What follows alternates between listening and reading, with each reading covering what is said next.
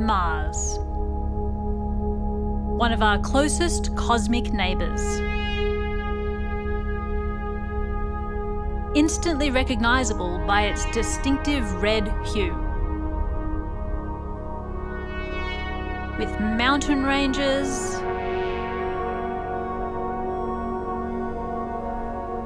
canyons, and volcanoes, it's easy to see why it's often called our sister planet. But could it ever really be home?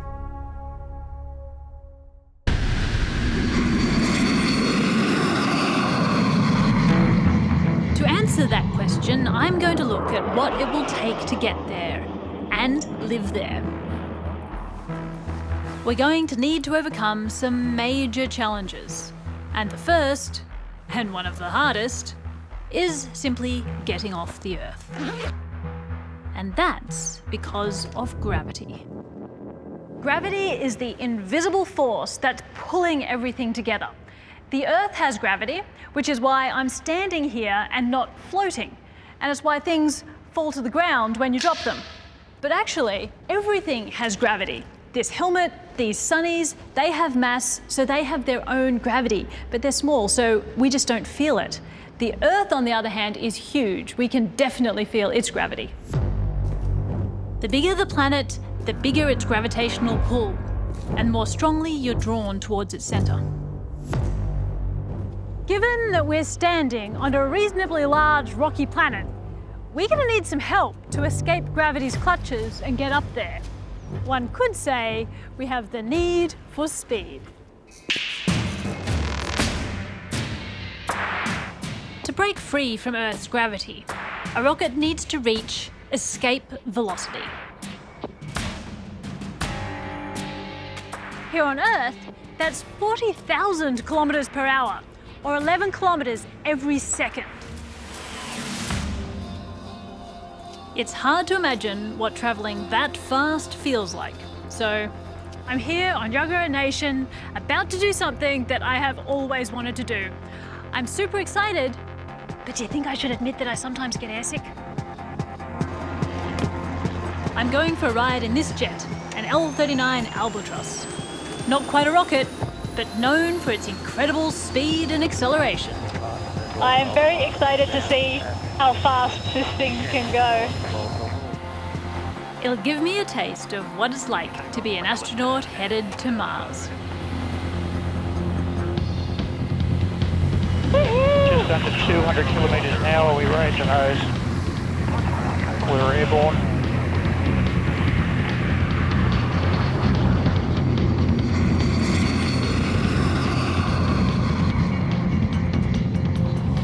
Okay, so here we are, settled into the cruise, just about 450 kilometres an hour. Most of us don't notice gravity until we accelerate rapidly. Then we experience G-force. We're going to do some interesting manoeuvres that should simulate some high G-forces, the kind of things that the astronauts get during takeoff. As a rocket accelerates off the launch pad and G starts to increase from 1, an astronaut feels an increasing weight all over their body. Around we come, left-hand set, 2.5 G. Woo! Holy cow, okay. The faster the acceleration, the higher the G. So this is 2.5 Gs. This is what it'd be like if I was on the surface of Jupiter. It's actually really hard to lift my arms. As they take off en route to Mars, astronauts will experience a maximum of around 3 Gs. That's like 3 times your body weight pushing down on you.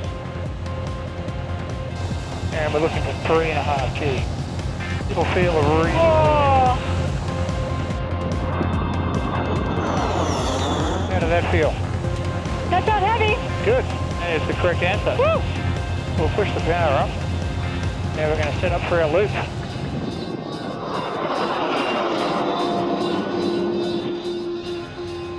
During this flight, I'm experiencing forces up to 4 G. Oh. That's definitely heavy. similar to the G-force astronauts experience during re-entry as they return to Earth.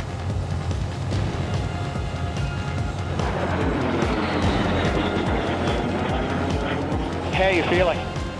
I feel a bit nauseous. Okay. Sadly, my stomach's not up to all this. You okay back there? Huge break. Okay. It's reassuring to know that changes in G-force can make astronauts sick too.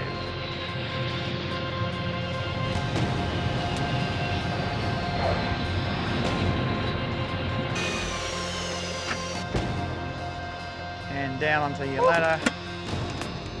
Ooh, that was fast. The G-forces were pretty fun. 4G is really, really heavy. Holy cow. But as fast as this is, we weren't anywhere near the speed that we need to be able to get to orbit, which is 40,000 kilometers per hour. Here we were going about 650 kilometers per hour. The good news is that with enough fuel, a careful flight plan, and a rocket, you can reach the speeds needed to get off the planet. Getting up into space has always been hugely challenging. But humans found a way. 2, 1, 0. All engine running. Liftoff. From the time we first started launching satellites, it was not long before we put people into orbit. I can see the entire Earth now out of the center window. Then we walked on the moon. I was strolling on the moon one day. We have sent probes to the edge of the solar system. There are even people living in space. And all this was achieved in the last 65 years. Now all eyes are focused on making a home on Mars. It's extraordinary to think that could actually happen in my lifetime. And it's a mission close to my heart. As a kid, I was super excited to watch space shuttle launches, and when people asked what I wanted to be when I grew up, I'd tell them that I wanted to be the first person on Mars. It's probably one of the reasons I became an astrophysicist. But living there won't be easy. While the similarities with Earth are striking, there are also challenging differences. Mars has weather and seasons. It also has dust storms that can cover the entire planet and last for months. With an average temperature of minus 62 degrees Celsius, water on the surface only really exists as ice. And a simple task like taking a walk on Mars will feel completely different. The gravity on Mars is about a third of Earth's gravity. So there I'd weigh about 3 times less than I do here. On Earth I'm about 60 kilos, on Mars I'd only weigh 20. While Mars also experiences days and nights, forget about romantic pink sunsets. On Mars it's like a permanent sunset. Because of the dust in the atmosphere, the skies are pink, and the sunsets are tinged with blue. But what made Mars so captivating to me as a child was that I could see it in the night sky, and that allowed my imagination to run wild.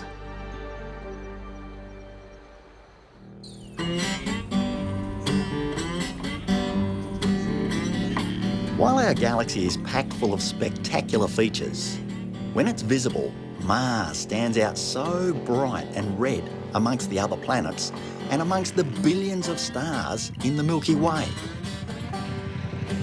And you don't need to be a professional stargazer to see it.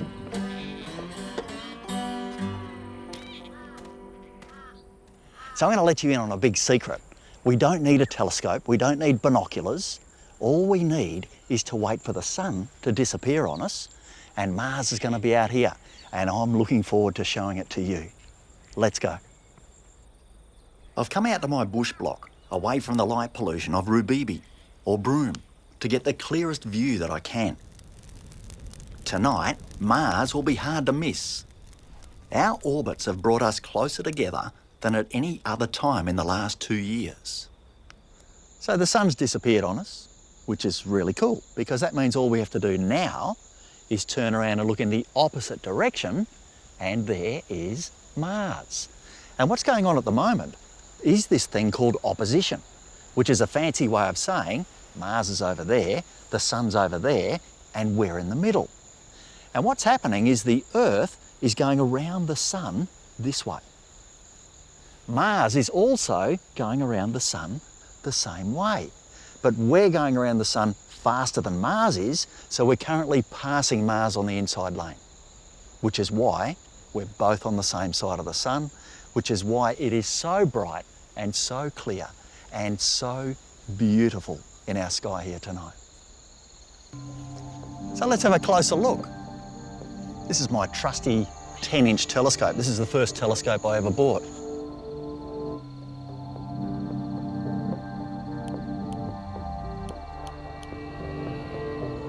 And that's pretty amazing. Wow. So what we're seeing there is another world. It's a world that's about half the size of this one that we're on. Even slightly blurred through our thick atmosphere, it's still a magical sight.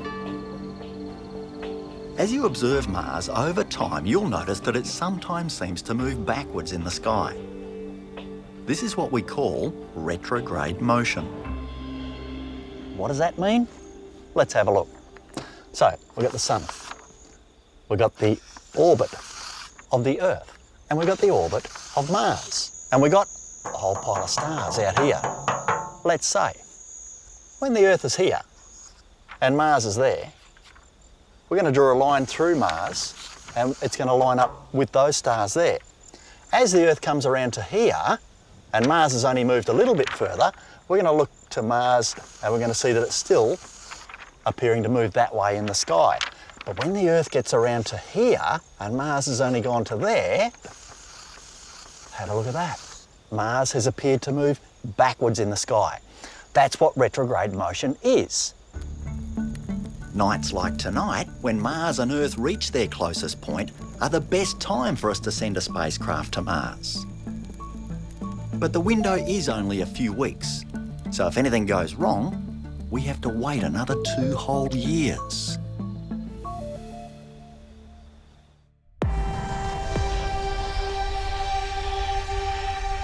Despite this, we've been sending missions to Mars from as far back as the 1960s. Early expeditions were flybys, furiously snapping photos as they zoomed past. Since then, we've put probes into Mars's orbit, and landers and rovers have touched down on the surface. But the thin Martian atmosphere makes descent tricky. Most landings on the planet fail. In fact, only 40% of all missions to Mars have succeeded. With such a high failure rate, the first humans to land on Mars will face incredible danger. But first, we need to get there.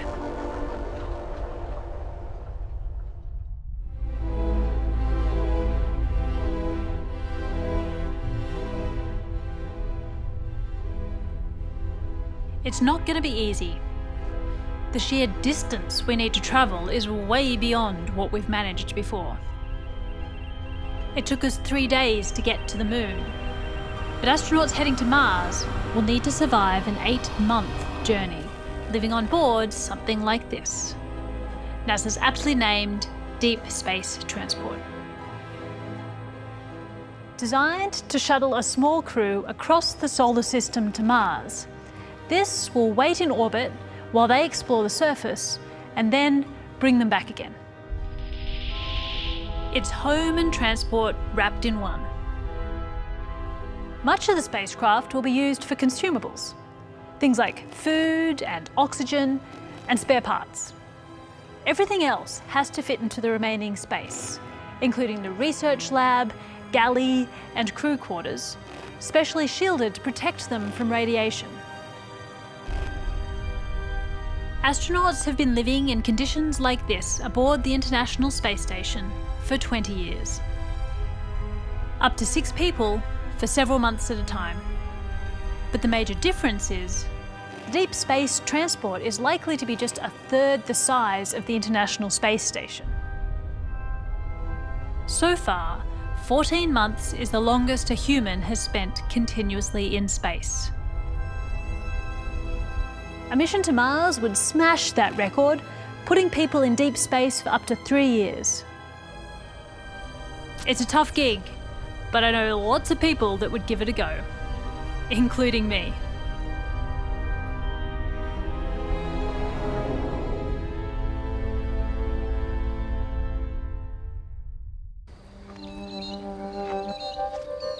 We don't yet know how the human body will respond to extended space travel.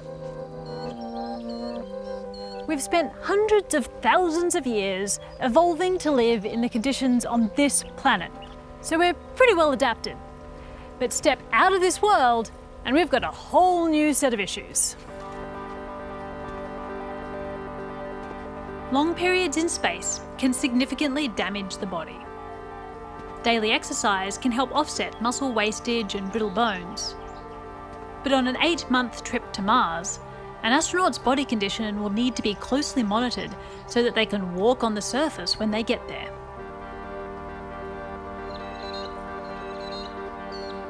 I've come to Ngunnawal country to get a taste of what they'll face and to see if I've got what it takes. Hi Gordon. Hi Tamara, come on in. And welcome to the Somatosensory Lab here at the University of Canberra. Gordon and his team are creating tests that will allow astronauts to track how their bodies are changing in space by unpicking the complex sensory systems we use to move around. So what we're going to do here is look at the 3 things that really are critical to keeping you upright and keeping you mobile and moving. So they're the visual system, the vestibular system in the inner ear, and the somatosensory system that tells you where parts of your body are in space. So first of all, we'll get you to put on the harness. I'm about to get strapped to this, a gravity bed. It mimics how my feet would feel if I was standing somewhere in lower gravity. Oh, I can feel the gravity lessening. At the moment, this is microgravity, so this would be as if you were on the International Space Station. We'll wind you up now to Mars, so about a third of what you are on Earth.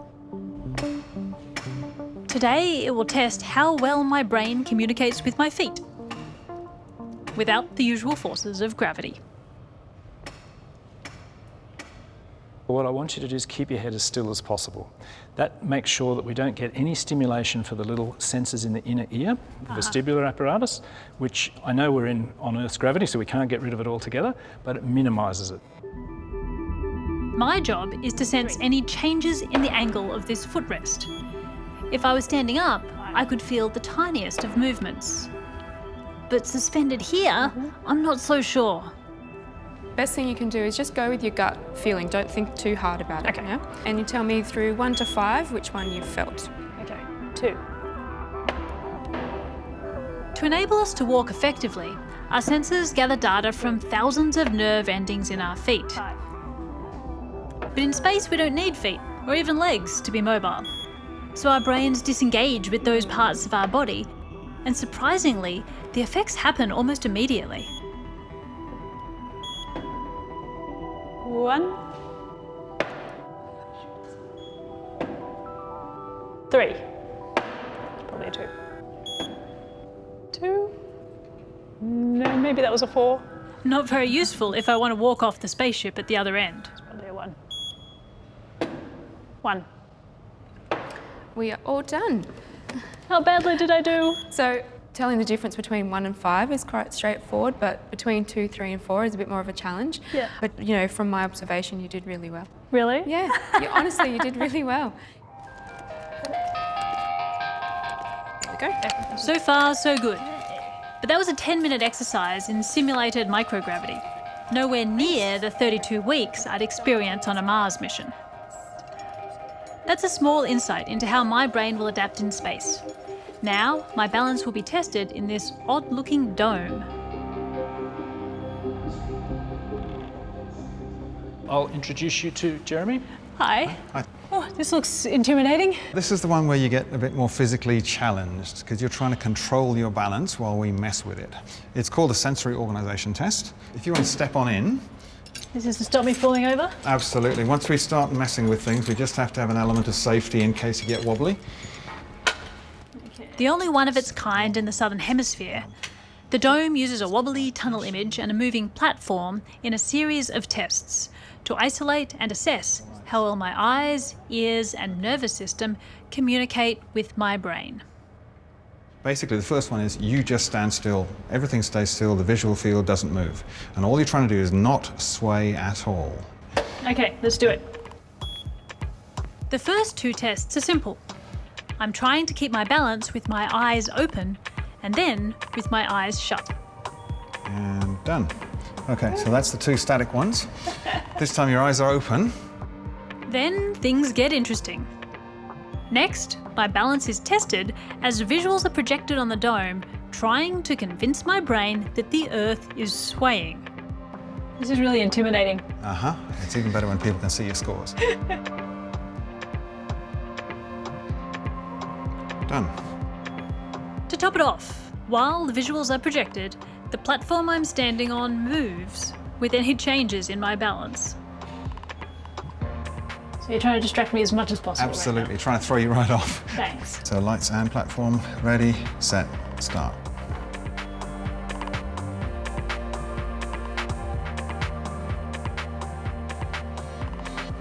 Done. Cool. All right, you're done. You can unclip. Okay. Am I a balanced person? Yeah, fairly.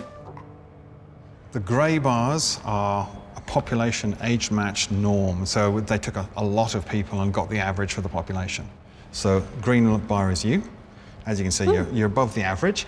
Here, though, when we get to the ankles moving, people rely on their inner ear a lot. So you see the population norm drop off quite a lot. You've kept quite a high mark. You've dropped a bit, but not nearly as much as the norm. So you're doing all right. And then the last one is your eyes are lying to you, your feet doing weird things, but your inner ear doesn't help. You're reliant entirely on what your internal system receivers are telling you. And so in that situation, people drop off a long way. You've dropped off, but hardly. So that's really maintained well. You've used all three different parts very strongly throughout that system. I was concentrating. Yeah. Well, that's really nice. Based on those results, Tam, I think you're definitely astronaut material. I might have the balance to become an astronaut, but to stay healthy in space, I'd need to constantly monitor my physical condition using these kinds of tests. In the confines of a spacecraft, the equipment will need to be compact. Gordon and his team have developed a virtual headset and platform.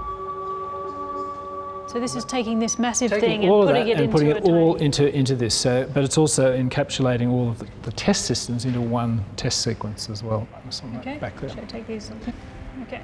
This system will give astronauts the chance to monitor sensory changes caused by living in space and adjust their exercise plan to maintain peak condition.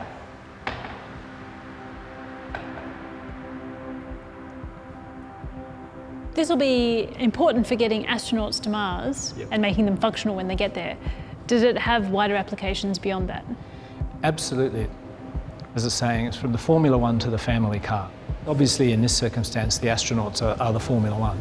But for the rest of us in the family car, these very same interventions that we're developing that will help to reduce that loss that's occurring during space travel will have a big impact for things like falls prevention, recovery from injury. So it can keep everybody healthier. Healthier and active for longer. And of course, that's the really critical thing for our society. Great. Yeah. Thanks to this research, we might one day see an astronaut, after 8 months in deep space, confidently step out across a Martian landscape rather than crawl. Indulge me for a moment. Assume that I'm on the first mission to Mars and that we've survived the trip. What next awaits us is far more terrifying and challenging. The Martian environment.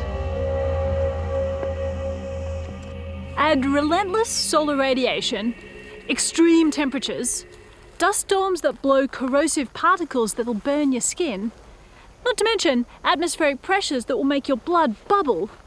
Travellers to Mars are going to need to establish adequate shelter, and fast. One solution could be to use what's already available on Mars. And we can get a sneak peek of that right here on Earth. Hey David, great to see you. You too. You ready to get out of the heat? Absolutely.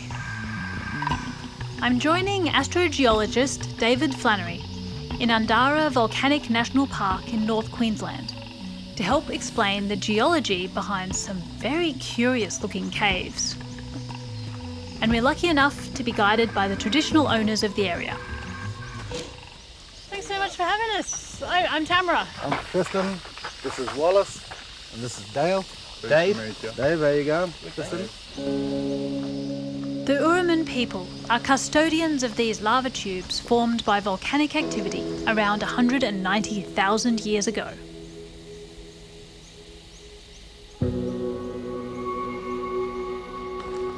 This is amazing. Yeah, this is huge. This is the biggest lava tube I've ever been in. Oh, wow. The main lava flow in Undara, meaning long way, travelled over 160 kilometres, making it one of the longest lava tubes in the world. Most lava tubes are buried underground, but here they're accessible after sections of the roof collapsed. So, how do these things actually form? Well, we are in the middle of a lava flow. There's a volcano behind us. The lava flowed along the surface in a dry creek bed, and the outside of the flow cooled first. And so the inside, which was liquid rock, flowed straight out of here once the source was cut off and left this big hole. And it's only a few 100,000 years old. Only a few 100,000 years? I know it sounds like a long time, but that's pretty young for a lava tube. On Mars, they're probably billions of years old. You're telling me that there's things like this on Mars. How can we possibly know that? So we can see these structures from orbit. We have cameras on satellites orbiting Mars, and we can see chains of skylights, like the one we have behind us, where we can see where the roof of these lava tubes has collapsed in. Shall we go explore? Let's do it.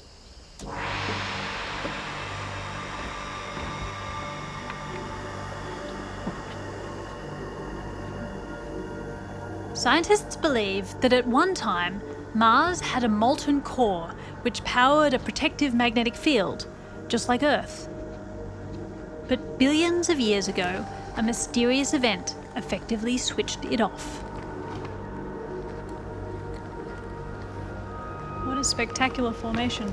Yeah, it's like a natural cathedral. Over the course of the next 500 million years, Mars's atmosphere was slowly stripped away by solar wind. And without that protection, the surface is now exposed to lethal levels of radiation. So it makes sense to look for an underground refuge. Down here, we have 5 meters of solid rock above our heads, and that's protecting us from the radiation environment. Because the radiation can't make it through solid rock. That's right. You really want to be underground on Mars because of that radiation. There's solar radiation. We've also got radiation coming from elsewhere in the universe. And so pretty well at all times, you're going to be bathed in that radiation on the surface. But sheltering in a Martian lava tube would cut down radiation exposure by around 80%. I bet a lot of people don't actually realise how much protection we get from this type of radiation from the Earth's magnetic field. Yeah, I guess you don't know what you've got till it's gone. No, but we are really lucky on Earth. Yeah.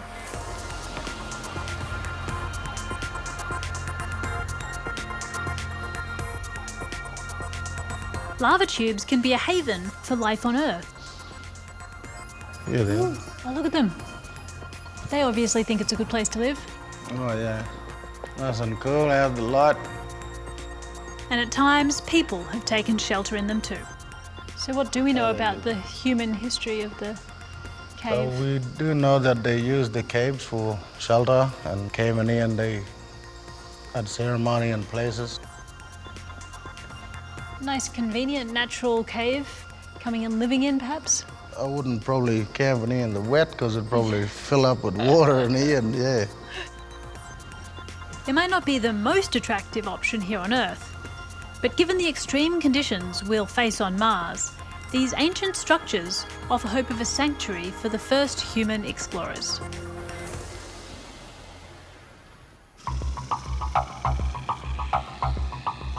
So if we're going to have to spend a lot of time sheltering underground, we could really use some help to explore the planet. Of course, we're going to need robots.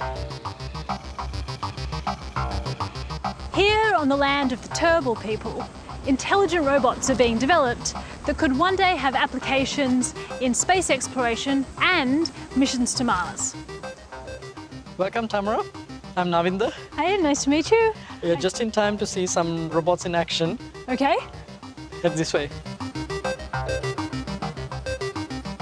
Here at the CSIRO, robotics researcher Navinder and his team are giving robots the smarts to explore new frontiers.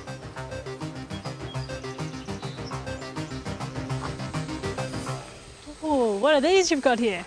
So these are two of our ATRs, or all-terrain robots.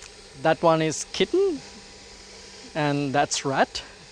They have the capability to navigate autonomously, do exploration missions, and then find artifacts and report it back. So they can go into places where it would be dangerous for humans to go and basically act by themselves to find things and map the terrain. Yes, they can do a 3D map of an environment. So not only do they know what's around them, they can also place them in that map. So they can localize themselves in that map as well. Equipped with cameras to record their missions, even without GPS, the robots can locate themselves and navigate using lasers. It's got a drone! Yes, the drones are typically faster in getting to an area, but in terms of battery life, they're a little bit limited compared to the ground platforms that you see here. So we use the drone in situations where it's beneficial for the drone to go ahead, see what's around, do the mapping, and get that information back to the ground robot so that they know where they need to go on their exploration missions. And in this tunnel, we have about 300 meters of tunnel here, and these robots are capable of covering the full area. Can we give them a test run? Yes, of course.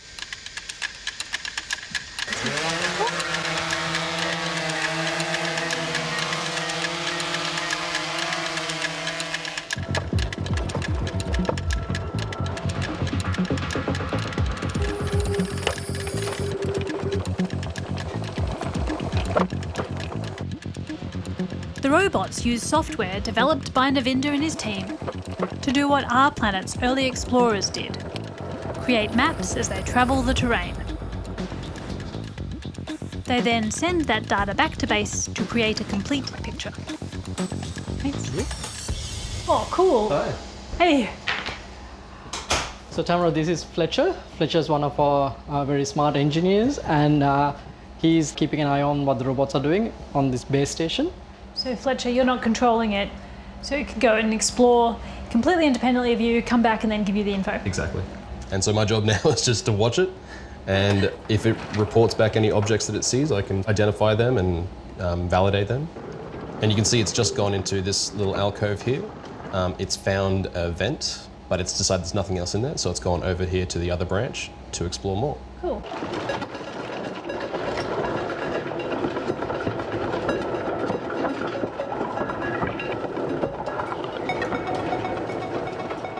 All right, Simon, I'm going to send Kitten out into the tunnel. Rat went in, now the kitten's going after the rat. So it's going to work together with the first robot? Yes, it doesn't have to spend as much time as the first robot to figure out where things are because it's got the map from previous robot. Oh, that robot's just found a whole new section. Exactly, Yes. and it's found the end of the tunnel.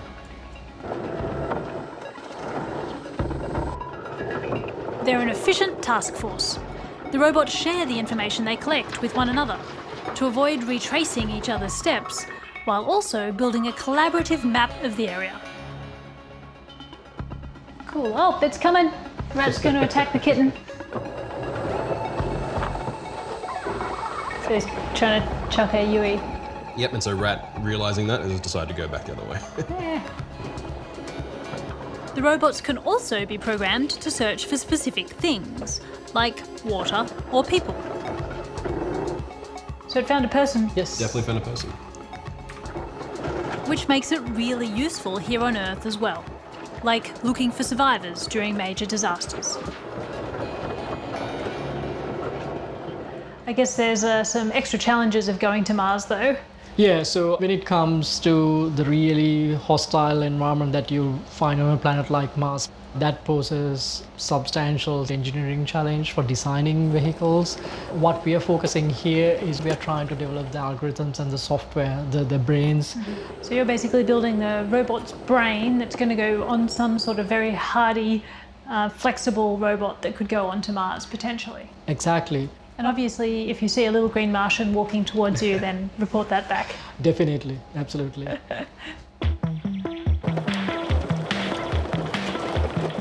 As well as developing specialised software, they're also working with some spooky-looking hardware.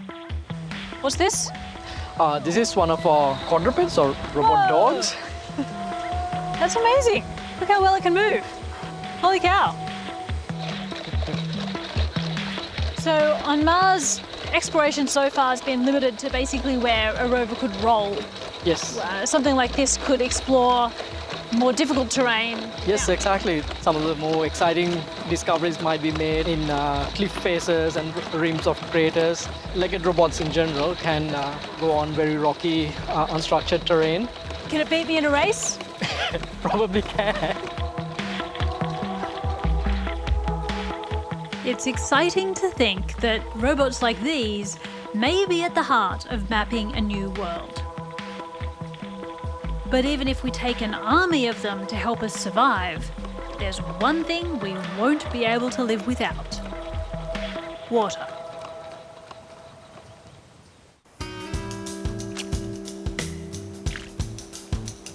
It goes without saying, these human bodies of ours would simply die without water. But on Mars, it's got the potential to play a far more critical role in our survival, and in more than just one way. So when we go to Mars, our first job is going to be to find water. And we know there's water there already in the polar ice caps, and we know there's subsurface water, and that water has quite likely flowed on Mars before. What we'll find is most likely to be salt water, like in these mangroves. Not exactly drinkable. But here on Earth, we've already developed technology that can turn seawater into drinking water. And not only that, through a process called electrolysis, water can be turned into life-giving oxygen and rocket fuel needed to bring us home. Let me show you how it's done. So, this is our electrolysis device. It's got a couple of plates here. We're going to connect those to a battery, and then we're going to pass electricity through some distilled water. So distilled water is just hydrogen and oxygen.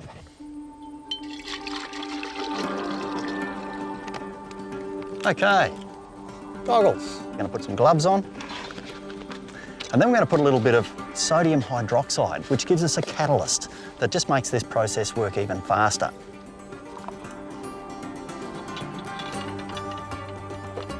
Do him up nice and tight, and we've got the pipe that's going to go into this soapy water, and this is simply so that we can make some bubbles so that we can see hydrogen and oxygen gas. The electrolysis of water is sometimes called water splitting. That's because when you apply a big enough electrical current to water, it splits the water molecule open into its component parts. 2 atoms of hydrogen and 1 of oxygen. As the electrical current passes from the negative to the positive terminal, gases start forming at the electrodes. And look at that. We've got each of those plates bubbling like mad, producing hydrogen and oxygen. So if we can split the water when we get to Mars, we can produce hydrogen and oxygen, which gives us oxygen to breathe, and it gives us hydrogen and oxygen to recombine, which is a very powerful rocket fuel. Rockets like NASA's Space Launch System are powered by more than 2 million litres of highly combustible, supercooled liquid hydrogen and oxygen. And that's just enough to get you off the ground. You'll need to make some more when you get to Mars if you want to come home again. If I can capture some of these gases in this bottle, I'll have made my own homemade rocket. Okay, so now we've got at least some hydrogen in here. I'm going to put it over here on our rocket launch site. All right, let's see what happens now. Way! As you can see, I mean, we achieved something, but we've got a long way to go before we're going to get to Mars. So, with the help of this 300-year-old invention, water is the solution to getting us something to breathe and the rocket fuel to get us home.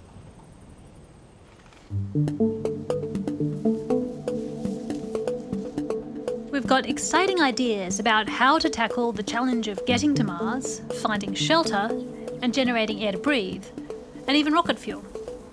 But what will we eat? Crews on a Mars mission will spend up to 3 years away from Earth, with no supermarket, no takeaway meals, and no fresh food deliveries. Not only will we need to grow fruit and veggies away from the fertile conditions of Earth, our emotional connection with food will also play a role.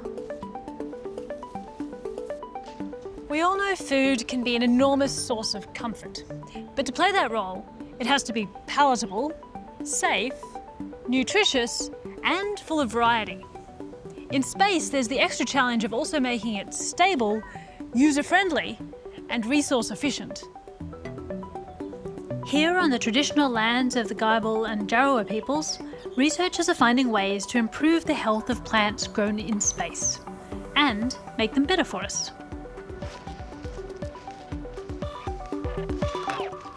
Hi, Adam. Tamara. What are we looking at here? Here we're looking at a field of wheat because we're working with NASA to help try and meet some of those challenges of growing food in space.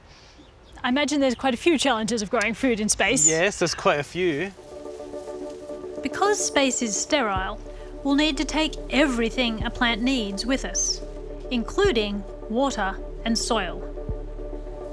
But recent research has revealed that there's another essential ingredient that we need to add: the tiny organisms that live on and in the plant.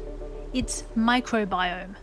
The microbiome is made up of thousands of different microbes, including fungi and bacteria, and they have different functions here on Earth. Maybe they help the plant grow better, maybe they can tolerate temperatures better.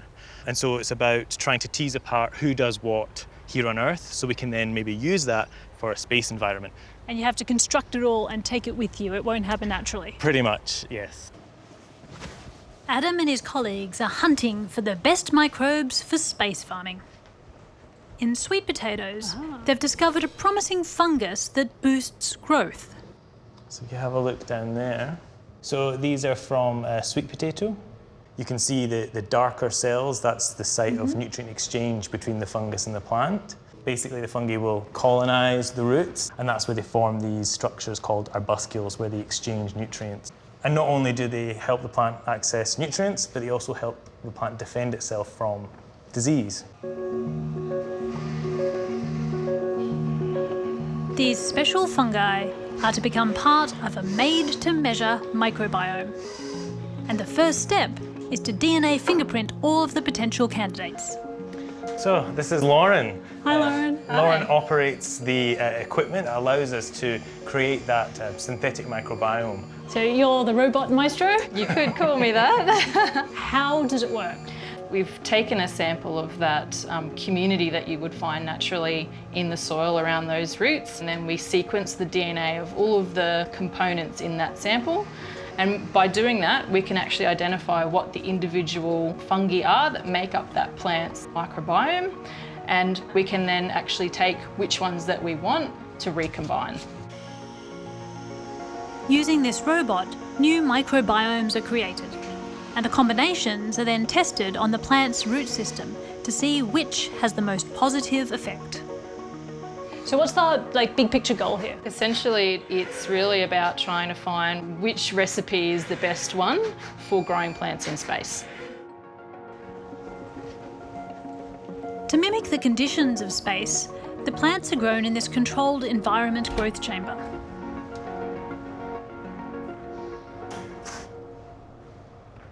A bank of LEDs produces a spectrum of light tailored for the plant's growth.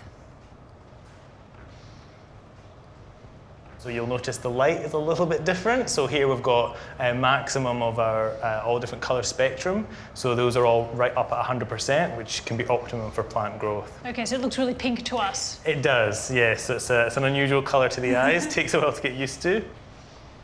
And so here we've got some mung beans growing. Mung beans are likely to feature on the menu for Martian explorers.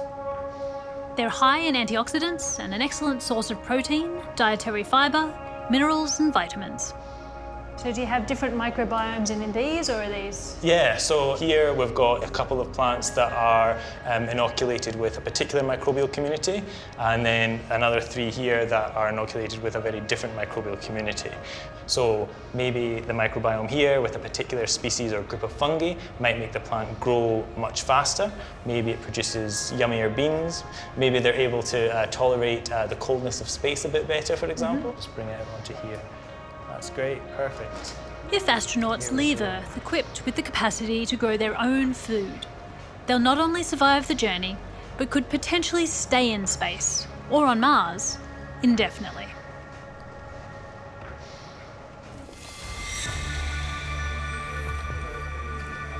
Even if we solve every challenge we face, the first explorers won't survive long without dedicated support teams on Earth. For starters, space weather is nothing like we've ever experienced on this planet.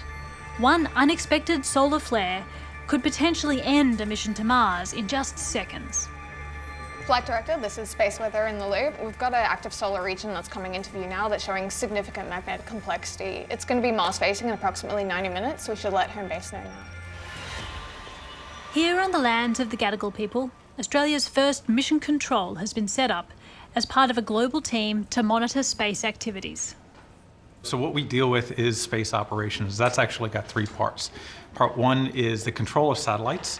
Part 2 is the control of dishes so you can communicate with satellites. And then part 3 is what we call safety of flight, which is everything from space weather to debris management and making sure all the satellites in space are safe from harm. But with increasing activity in orbit, it's already a big job. You've got roughly 2,000 satellites, but it's increasing very quickly. We're seeing a tripling of the market over the next 10 years. So you're looking at about 10,000 objects in space, but you've got hundreds of thousands of debris and little objects, little nuts and bolts and flecks of paint. They're all orbiting the Earth, and they're traveling at 8 kilometers a second. And if you hit it, it's pretty tough. Yeah, it's pretty tough. It'll end your day. Today, Jason and his team are simulating a mission to Mars to test their systems. A tricky aspect the team needs to deal with is the time it takes simply to relay messages from Earth to the flight crew. Capcom, we need to get a message ready for the astronauts right away. Coordinate with space weather, prepare a report, let me know when you got something. Copy that. Mars and Earth are pretty far away. It takes about up to 20 minutes to get a signal from one place to another. So if you're on Earth and you have a crew on Mars, the big difference is you're going to provide mission support, not mission control. Without immediate communications with Earth, it's vital we pick the right candidates for a Mars mission. The exercise that you're going to work. Today, I'm going to see if I've got what it takes to be a team member. Okay, welcome to the Laboratory of Experimental Social Psychology here at the ANU. Today we're going to be doing an exercise where you're going to act as astronauts. I'm taking part in research to discover what makes a successful team. If I want to be in the running to join that first mission to Mars, I'm going to need to prove that I can be a calm and valuable crew member. So you've landed on Mars and you've established a base called the habitat. Part of your reconnaissance work is to explore the surface of Mars and collect data. 2 people will be assigned the roles of Mars vehicle driver and science officer. And you'll be posted to the Mars rover, which is here. 2 of you will be in the roles of captain and the medical officer, and you're going to be assigned to the habitat, which is a room a bit further down the corridor. Get you in your shirts. Today's mission will see me act as science officer on a buggy mission to collect samples, while the other team stay at base. Oh no, in Star Trek, red is the colour that the expendable people wear that never make it to the end of the episode. Well, let's see what happens. It's all good. All we know is that while we try and complete our task, we'll need to make life and death decisions with only delayed help from mission control. To see how we cope, we're being fitted with a wristband to monitor heart rate, and the driver will also be fitted with a helmet to monitor brain activity.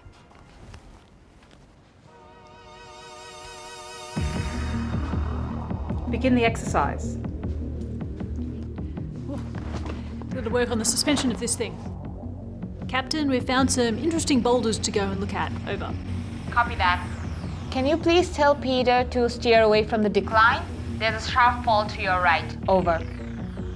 Captain, our instruments are reacting a little bit slowly. And the wheel's not responding properly either. Peter reports that the wheel's not responding either. Kate's research into Mars analog missions has revealed that how a team works together could be as important as having enough oxygen and food. I'm getting a message from mission support. Sit tight. Mars facing around 90 minutes. As part of the simulation, the team at Mission Control has prepared an urgent weather warning. Mission Director, message ready for readout. Australian ground control to crew. Mars weather alert predicted solar flare. Message follows. There is a 55% probability of a solar flare due today. Taking transmission delays into account, you have 70 minutes from our alert until it arrives. But be aware it may arrive earlier if it is Mars facing. We'll update if we receive any new predictions from Space Weather Services. Please also recall sunset in your location is under 2 hours. Over. Copy that. Vehicle team, we have an incoming solar storm. ETA 70 minutes. This is serious. If we're caught in the open when a solar storm hits, it means certain death. Get the vehicle started, we can't get stuck in a solar storm. Still no response from the engine, Captain. Captain, the driver seems to be a bit strained. His physio signals are higher than usual. Do you want to take a look? Maybe it's time for them to pull over. Currently, the stress levels of astronauts are not electronically measured. They just fill out a survey. The hope is that wearables will improve how stress is monitored. Our radar maps indicate there's a lava tube to your northeast. Can you see it? We can see the lava tube over on our northeast. You're going to have to leave the vehicle and walk to the lava tube for shelter. Break out the emergency kit and let's work out what you'll need to take with you. Over. I reckon we should definitely take the water. We should take the star chart, just in case we get lost, so that we can find our way back. Yeah, maybe the parachute silk as well. Yeah, okay. Do you think there are any other items that you need? Over.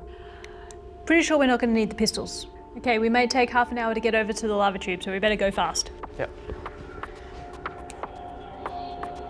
Thankfully, today the solar flare missed Mars without incident. Weather update. Calculations from the Solar Observatory indicate that the flare will not hit Mars. Repeat, you are not in danger of experiencing a solar flare. Over. And the vehicle crew made it back to the habitat safely. Habitat to vehicle, the solar flare has missed Mars. Over. Woo. Woo. While we might have the technology to get people into space, human beings are fallible, and maintaining physical and psychological health is crucial to any successful space mission. So based on all your analysis, what actually makes a good teammate? Who would you want in your team going to Mars? Well, what we can see is that diversity is really going to give the team the maximum chance of success on Mars. The crew needs to be a bit like a toolbox, not 6 hammers, but different kinds of tools that can work together to achieve incredibly well in a high pressure, high stakes, uncertain environment. Simulations like this are key to testing how seemingly strong individuals perform as part of a group. And wearables could be part of that insight, because heart rates can be revealing. So I guess getting physiological information from these can be more accurate perhaps than doing surveys, I imagine. Yeah, absolutely. I mean, that is one of the advantages we think of the wearables. It's real time, and they're not just telling us about your experience as individuals, but the group experience. How is the group functioning? Then that has wide applicability. You could think of sports teams, you could think of boardrooms, where knowing that that team's functioning well and is performing at its best the whole way through could be incredibly beneficial. Then that might Mars simulations play an essential role in preparing us to go to Mars. Without them, we'd have no way of knowing how humans might respond.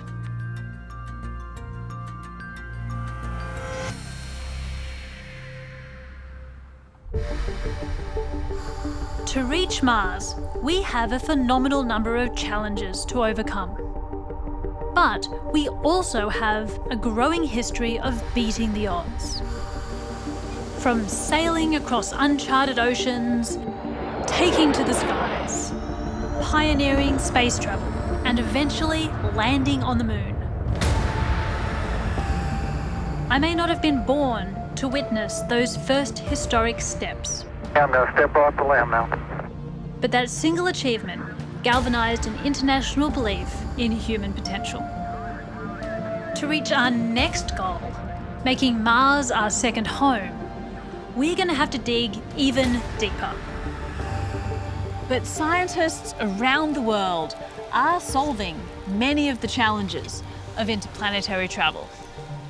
And it's only through teamwork on a global scale that we're going to get to the surface. It's a grand adventure. And if they're offering tickets, you know I'll take one. We're on the cusp of a new discovery, finding life on Mars. You're going to experience Jezero Crater, the landing site, from the perspective of the Ingenuity helicopter. We have been looking for water on Mars for centuries, and finally, here it is.